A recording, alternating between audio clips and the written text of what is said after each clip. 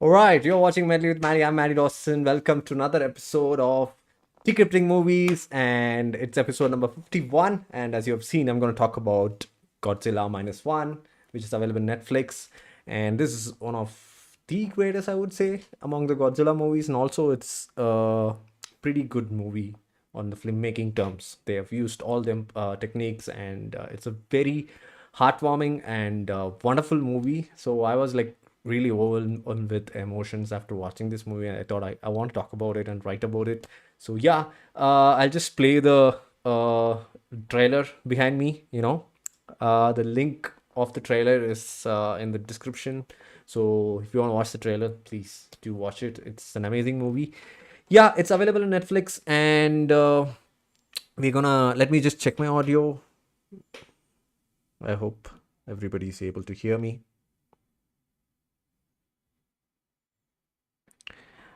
Oh man. Yes, audio's super good and cool. So it's a Godzilla movie, and my title was, "Is this is not a Godzilla movie?" I think it's not a Godzilla movie. So the monster is there, and there are a good amount of screen time for the monster, but it's not a Godzilla movie. So it's basically about story and some characters inside the story. So that's what. So Godzilla is just one character among the other characters in the story. They have not made a movie, glorifying the monster and the destruction that it makes. So that's not the point of the whole movie. So the whole movie is trying to build a world and then narrate a story for you along with emotional and very poignant characters. So that's why this movie has turned out to be really good, and I think it's actually getting critical reviews everywhere, positive and like a lot of critically acclaimed reviews. Yeah, so the story is simple. Okay, so it's about a pilot. So but it happens in the Second World War era, almost towards the end, when Japanese is trying to attack the US, and there's a lot of scientific elements as well. So kamikaze pilot. So I think the kamikaze were a group of pilots intend to attack the naval ships of the enemies and then end up dying. So it's like a suicide attack. So there were a lot of kamikaze pilots, and Japan employed a lot of them to destroy the naval ships then in the conventional way, because if you're a kamikaze pilot, then there is absolute certainty that you are not going to return. You're going to go try to destroy the naval ship and then end up dying along with it. So it's like a suicide attack. So our story starts here, and our protagonist, Koichi, he's a kamikaze pilot, but we see him, coming back to Japan and ending, landing his landing his plane on a repair, what do you say, repair base. So it's the island is Odo Island, and there, he says that there's something wrong with my plane. So that's how the movie starts. So the lead mechanic there, he's like very doubtful, but he checks the plane and finds out there's nothing wrong in it. So a lot of pilots have been coming back because they are almost sure that Japan is losing the war and they don't want to sacrifice their lives. So it's like against the country, but still their life, they want to preserve it. So he's one of those pilots. So the lead mechanic kind of is not having a good reputation with this protagonist of us.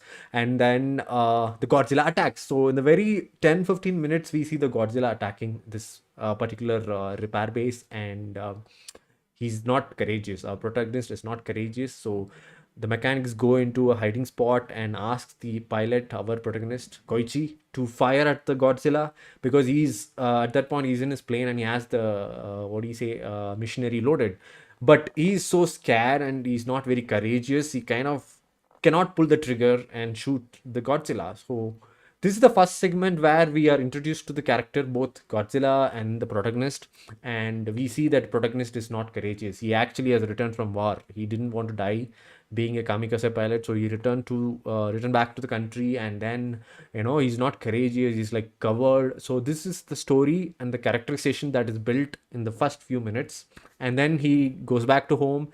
He realizes that it's in Tokyo. So Tokyo has been bombed. It's not the nuclear bombing, Hiroshima or Nagasaki, but it's a different bombing.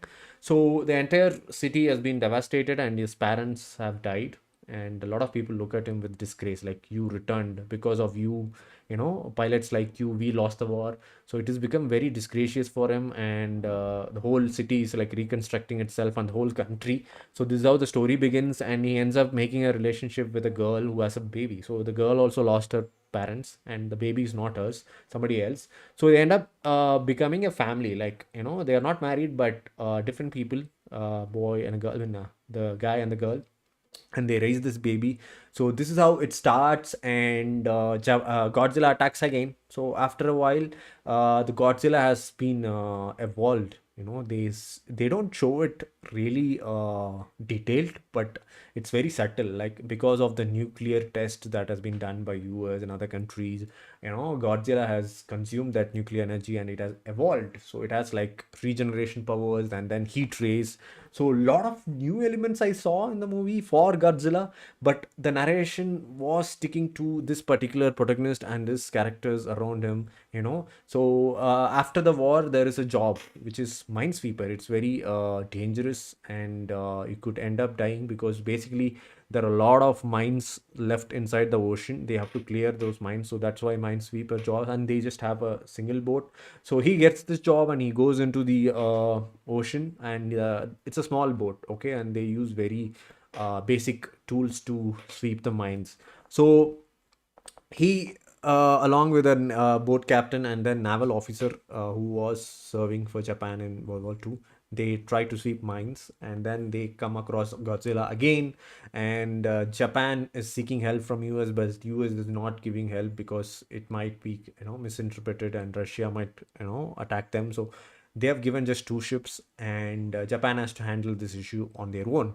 And Japan government makes a conscious decision that they'll not tell about Godzilla to the public. So it's like within the military circle and the higher authorities, that Godzilla, there is a monster called Godzilla, and it has attacked Japanese city. So Godzilla attacks again, and the girl with whom our protagonist Koichi was living with, she ends up dying. So she saves our protagonist's life, and he say, uh he ends up living, but she ends up dying. So it becomes more personal for him, like he sees Godzilla as an enemy now. So he already lost his parents during the war, and because of his cowardness, or cowardly, he actually was responsible for a lot of people losing their lives on the island, the mechanics lives on the island, Oda Island. So a lot of things are personal for him now. It's like he has taken a vote on, by himself, like, I'm going to destroy Godzilla no matter what. I will do anything. Like, I lost my girlfriend, and there's no one for me, and I'm going to take revenge. So this is the story of the protagonist, the motive. And Godzilla has been antagonized. As you see in most of the movies, we see that Godzilla will be rooting for Godzilla, like, okay, when is the Godzilla going to come, when it is going to destroy military folks, are going to throw bomb at it, and how it's going to tackle and get away. So that's the kind of scenes, and it's more of commercial, right, like Jurassic Park, or there where it was shown in a different light. But in Godzilla minus one, we have the story and the protagonist, and the antagonist is Godzilla. So we kind of start hating Godzilla after a point of time, and we are like traveling with the protagonist and his motives, and we want the Godzilla to be killed.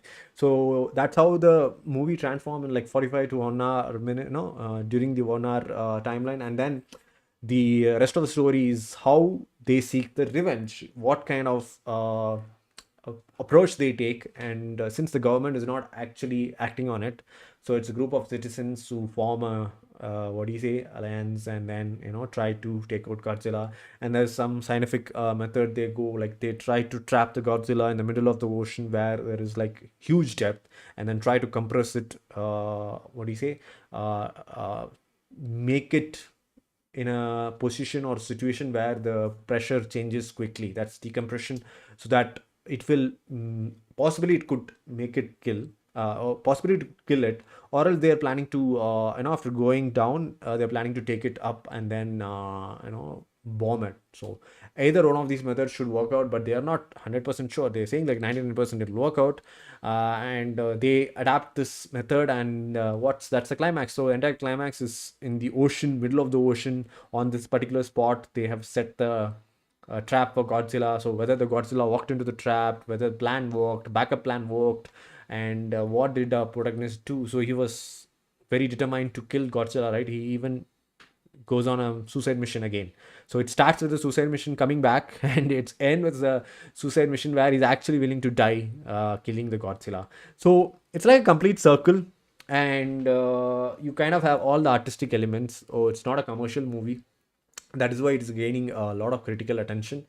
It's a beautiful movie. Like after Joker, I felt one of those movies which had beautiful filmmaking techniques that makes the viewer feel for the characters and then get into the world because of the story and the characters, the way their characters have been developed, and then the emotional depth in the protagonist, especially the protagonist Koichi, the male protagonist. So the emotional depth that they have developed for this character is amazing, and also the story, like how because antagonizing Godzilla would never work out unless you have a strong motive for a hero, like killing them. So we all love the American Godzilla, right? Released during the 2000s. So that also had a good story. So I think it definitely stands as one of the greatest Godzilla movies. There are like 37. This is the 37th film. So in Godzilla franchise, there are like 37 films, and Hollywood has made like 6, 7. So they make it more towards box office, like trying to gain as many collections as possible from world box office. So Hollywood movies would be more oriented towards, visual effects, and then like fighting, letting the monsters fight. So basically the monster would be the protagonist, but in this case it's a Japanese movie. I watched it in Japanese, so I watched in Japanese with English titles because it was available on Netflix. So I really loved it, and the color grading, shot, what do you say, camera work, and all those were like splendid. I think this is one of the movies where all the department in the movie ticked. Story, characters, monster. It's a monster movie, so monster has to be really good. So they developed a lot of things like regeneration, and then heat race. The heat race sequence are absolutely amazing. Like you kind of look with awe, like Jurassic Park movie first time when we saw, or like Indiana Jones, like the way Godzilla generates its heat ray and then dashes us out is amazing. And then some of the frames are like a painting, like uh, portrayed uh, fantastically, I would say. So we had the emotions, can't want to give any spoilers, but it's definitely a happy ending movie. And I think they should have made it kind of sad ending. Then it would have been more good, I felt, because all those movies, if you have a sad ending, it becomes too much towards the artistic side. I think so. They took a conscious decision. So ending, I am not satisfied. So that's the only what do you say, drawback I see. So apart from that, the one thing that I didn't like about the movie was the ending. Like, why should they end it in a happy note? It could have been in a different note. So they decided to end it on a happy note. So it's all win-win. So I think the mass audience and people who love thrillers or monster movies, survival movies, suspense, mystery, so it's for the majority of moviegoers. So you would definitely enjoy watching it. So it's available in Netflix, and it's rated 7.8. I would give around 8, because 8 out of 10, because it certainly employs a lot of filmmaking techniques, and it is like crisp, what do you say, very crisp. And Rotten, Tom- Rotten Tomatoes is 98 percentage. Runtime is 2 hours 5 minutes, and yeah, I would recommend you to watch in Japanese, in English. I mean, with English subtitles, but I think it would be available in different languages, so it's your choice. But do watch it. It's an amazing movie, and Godzilla movies are always fun. So along with fun, there is some story, and then good film making essentials out there. So do watch it. And I hope you guys enjoyed this Decrypting Movies episode. After a long time, I've come back. Last episode was in March and April, May. June, and we have done an episode in June. I'll try to do one episode monthly. I love talking about movies. I love watching movies. I haven't been getting time to watch a lot of movies and talk about it, but then I'll definitely ensure I'll come up with good movies. Yeah. See you until another live stream. Until then, you're watching Medley with Maddie. I'm Maddie Dawson. Bye.